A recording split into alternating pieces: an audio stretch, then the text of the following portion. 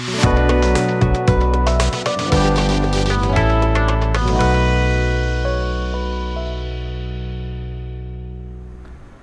viewers, welcome to the show POWERchat, Nepal's only TV talk show in English discussing developments since 2016. Through this episode tonight, we are discussing about the pandemic and its impact to the lives of migrant workers in Nepal, with particular focus on the international theme of the Migrants' Day, that is Reimagining Human Mobility. And I am joined tonight by Ms. Lorena Lando, Chief of Mission for IOM Nepal. Let's talk. Welcome to the show. Thank you, and thank you for inviting me. How have you been? It's been a long time, and we are all, revisiting our working, environment, but at the same time wish to continue delivering, and so we take precautions, but we continue our work. Well, Ms. Lando, how do you compare the lives of migrant workers a year ago and during the current state of COVID-19 pandemic? COVID-19 pandemic has really shown how migrants play an important role, both in country of destination as well as for their country of origin. And when there is a crisis, they're also the first one affected by the crisis. When it comes to COVID-19, in the country of destination, we saw that many are on the front line, whether they're working as nurses, whether they're working in the agricultures, in the food alimentary industry, whether they work in terms of services. So very much key to have the community running and make sure that the community has the services and the primary needs that they require. So that was one aspect. On the other, we also saw that many lost their jobs because they're the most vulnerable. When there is, as I say, when there is an impact, an economic impact, migrants are often the first one to be actually signed off from the payroll. So this is also a challenging situation. And when it comes to health, IOM has been advocating for a long time that when it is access to health, it is regardless, is a fundamental right, and everybody in that community is to be taken care in terms of health services. We know that for situations like COVID-19, until everybody is safe, nobody is safe, meaning that the services and now we will see the issues of vaccine coming up. So the important is, of course, with the criteria set up by the countries, meaning who are the most vulnerable frontline workers, but not forget migrants, regardless of their status, because at the end, once we have the community moving around and you don't protect part of that community, you will have also risks continuing evolving and impacting everybody. Well, before we discuss on the global theme of the International Migrants' Day, I would like to ask you about how the lives of migrant workers in Nepal have been affected. What are the key challenges that stakeholders need to tackle at the moment? Now, as Nepali is an important country of, a source of migration. So many Nepali migrates abroad every year. We know that the average is about 3 years of labor migrants that actually spend the time abroad. But we know also this every year there's an average of about 300,000 new migrant workers that leave Nepal. Now, the impact of one is that lockdown and all the precautions taken and many borders closed for several months has actually seen that these potential migrants could not go abroad. And at the same time, we also saw that many migrants that were abroad, Nepal included, where either their contract has been cut short, so they lost their jobs, either they were fear of COVID and wished to come back, and as well as others that their contract was finished and they ended up being stuck abroad. So many have requested return and humanitarian assistance. Some would have their means to come back, but the borders were closed. I think until September, for several months, until the beginning of September, there were no flights except some humanitarian flights. And with those humanitarian flights that Nepal government supported, some 65,000 people returned. Now, this is an important impact because this is the people coming from far away by air. We also saw in the beginning of the summer, in June, actually starting in June, when we had also many people coming back from neighboring India. Now, migration to India is historical as well, it's circular, so people come in for season of work, then they go back to India, come back to Nepal. Those also was a major impact, because when they come back and the economy is also challenged, we were in lockdown for several months too, so that didn't allow any other sort of revenues, and they are not the only one, by all means, but definitely also impacted family that before relied on financing from remittances. Remittances are an important part of Nepal economy. About between 25-30% every year is actually the contributions of Nepali working abroad through remittances to the GDP of Nepal. Do you have any recommendations for their readjustment or reintegration in Nepalese society that you are referring? 65,000 migrant workers have returned, and plus people that came back, migrants came back from India as well. Yes, I mean, I think what is important, the crisis is a health crisis. However, we saw that the impact is much stronger and much more a challenging one, but also a socioeconomic recovery needs to be foreseen. And this is much longer than the health recovery or the health, addressing the health issues. So when it comes to looking at what do we do, is that you do, I mean, when you have 80%, sorry, a little less, 63% of Nepali working in the informal sector, that also brings the social inclusiveness and the social protections quite in a challenging situation. So what is important is to review policy and strategies on how to actually consider an inclusive recovery that will address the issues and needs of internal migrations, returnees from abroad, as well, of course, as the population that were impacted with their jobs from, already from the local economy. And in these regards, we supported the National Planning Commission, and we worked with the National Institute of Development Studies in a recent studies looking at the focusing, as IOM is actually the agency for mandated in terms of migration, we focus on the context of migrants. But when we look at migrants, means also the family, whether they are left behind or the family that are here and are actually supported through the remittances. So you are referring to that the study that of the status of Nepali migrant workers in relation to COVID-19. Absolutely. Could you share with us the key findings of this study? Well, one is a study that was done over, a lot of interviews. It was telephone interviews, but 3,000 migrants, and of these we had 2,000 migrants that returned back home, as well as 500 migrants that are actually living abroad and are planning to come back based on, logistics, airplanes, and possibility and funding. And also 500 migrants that had already received their their permit for labor migrations, but are actually being stuck in Nepal. So we went to an interview of 3,000, and that was to understand their aspirations, their expectations, their situations at the moment, and what also expectation they may have. The selection also was based on the census, so the spread of these interviews were also based on place of origin, and this reflected quite a number of important findings and real, the real voice of the migrants. And that was the scope of the study. It was not making assumptions, but really reaching out to 3,000 and understand what their problems are and what their ambitions are.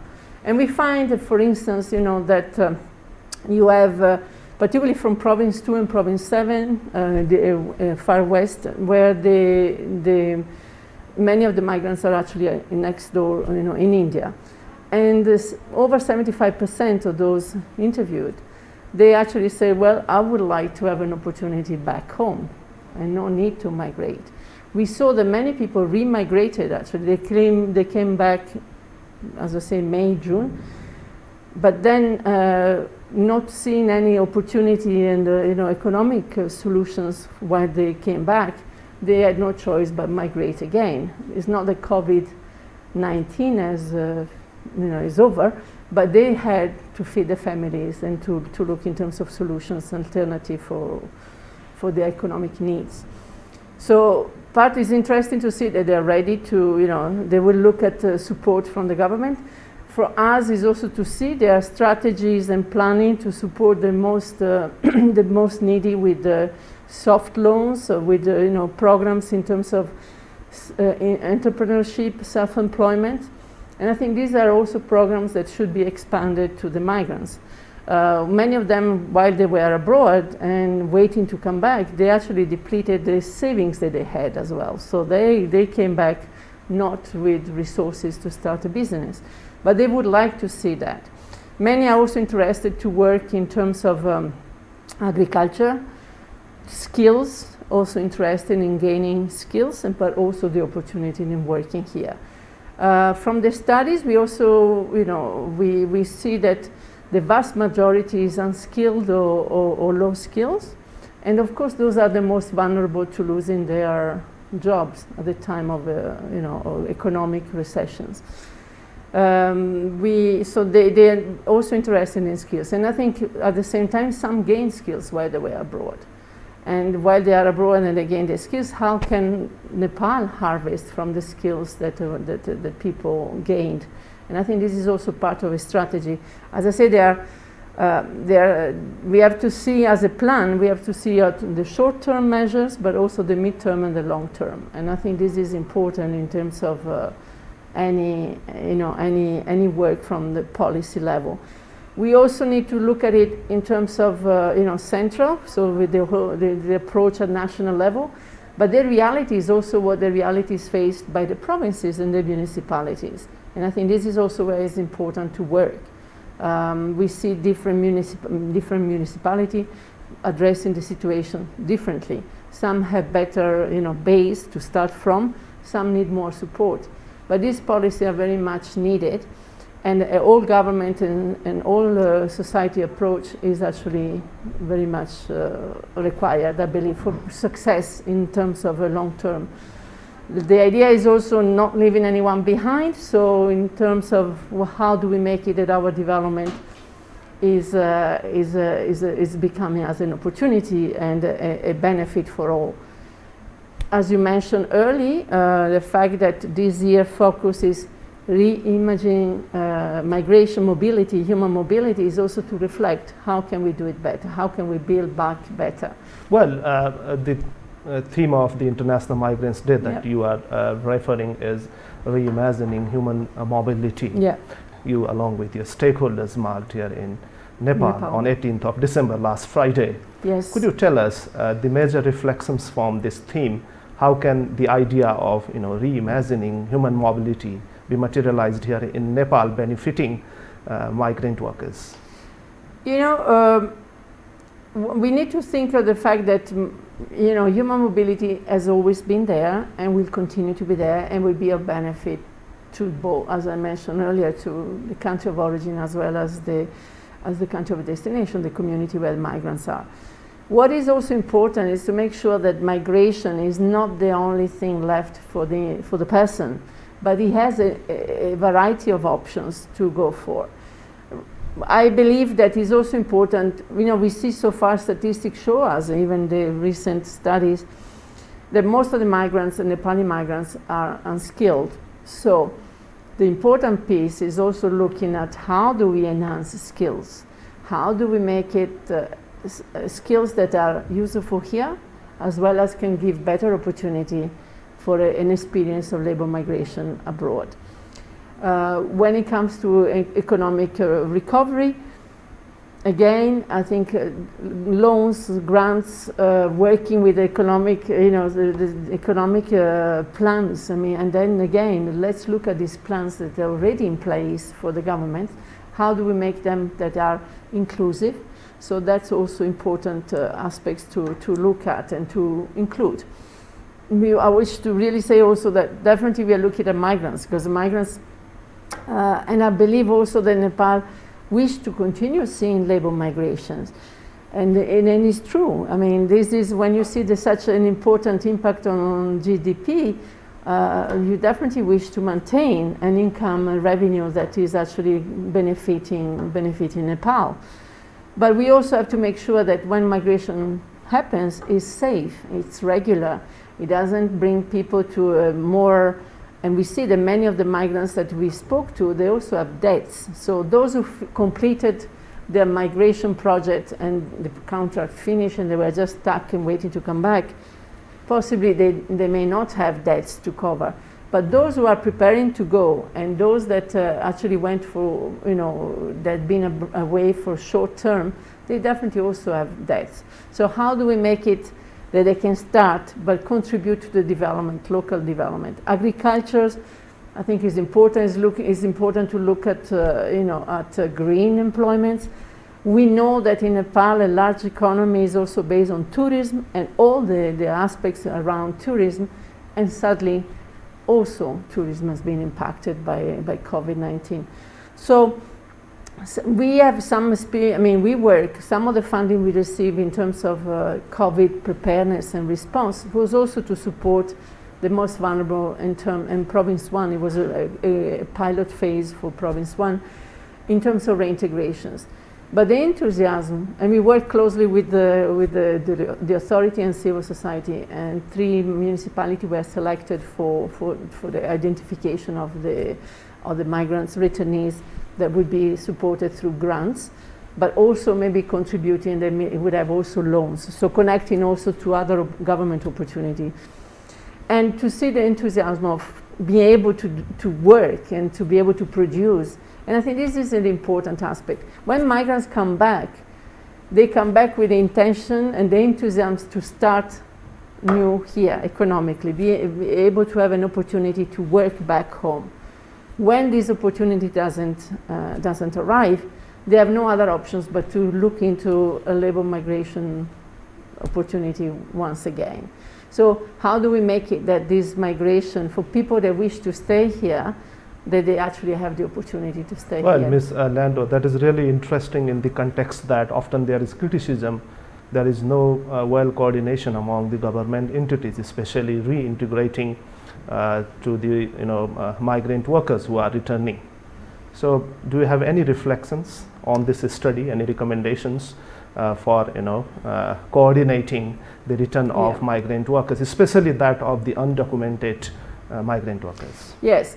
Now, it is important to work and have a whole of government approach. So, while we know that migration and labor migration is very much led by the Ministry of Labor, no less, we know that when it comes to go down to the provinces, to the municipality, when we go in terms of development, the broader pictures of development, many other ministries are involved. So how is the Minister of Agriculture doing his strategies in terms of agriculture? How the issues of women are addressed. Don't forget also the reality in terms of gender. There is also labor migrations for women.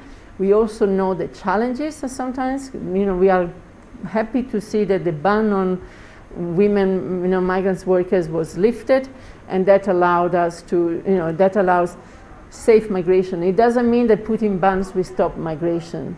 It becomes less safe actually, because, for instance, they can still go through India. They don't need a passport, and we don't know what happens once they are in India. We know, there's a lot of networks that are looking and benefiting from irregular migration. And when you are irregular, your voice in the country of destination is actually very, very small.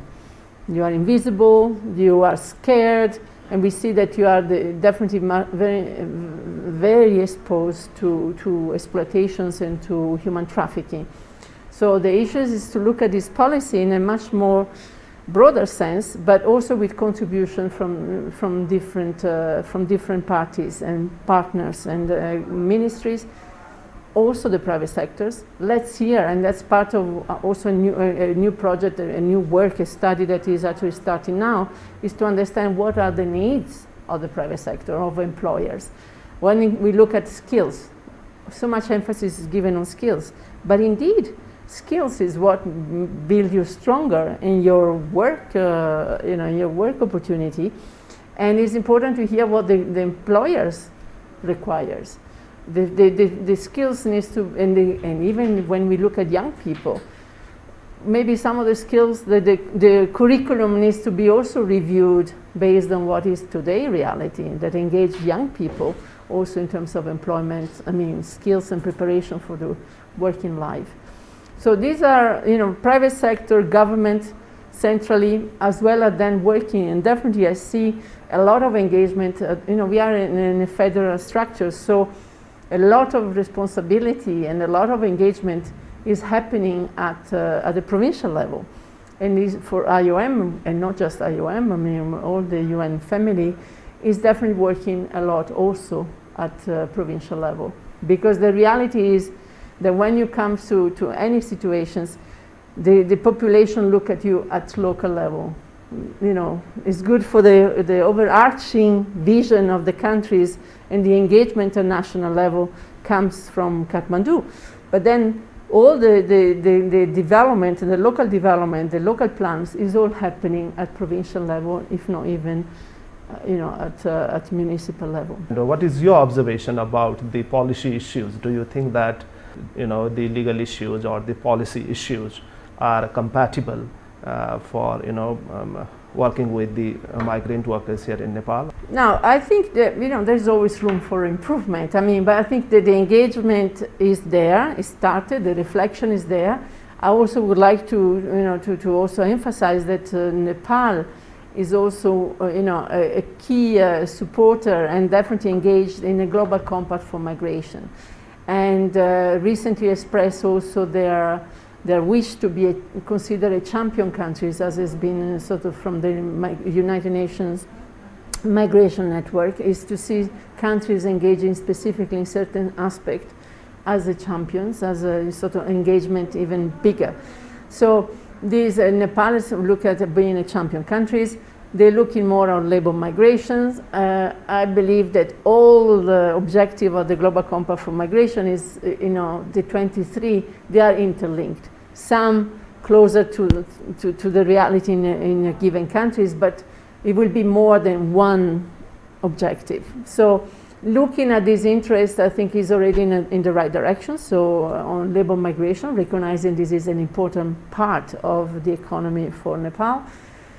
But also, as I said, it's very important to create probably a committee, creating a working group that really look at migration 360 degrees. And this is what is where IOM can support, where ILO, our colleague from ILO can support, UNDP, many of the agency, and civil society. We have a strong dialogue. COVID-19 brought us even closer together, so in terms of consultation, in terms of reflections, in terms of assistance to the migrants in need.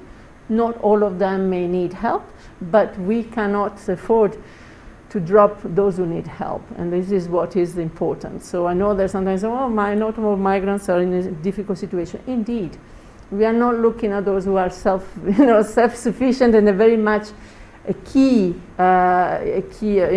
players, and they are definitely doing extremely well.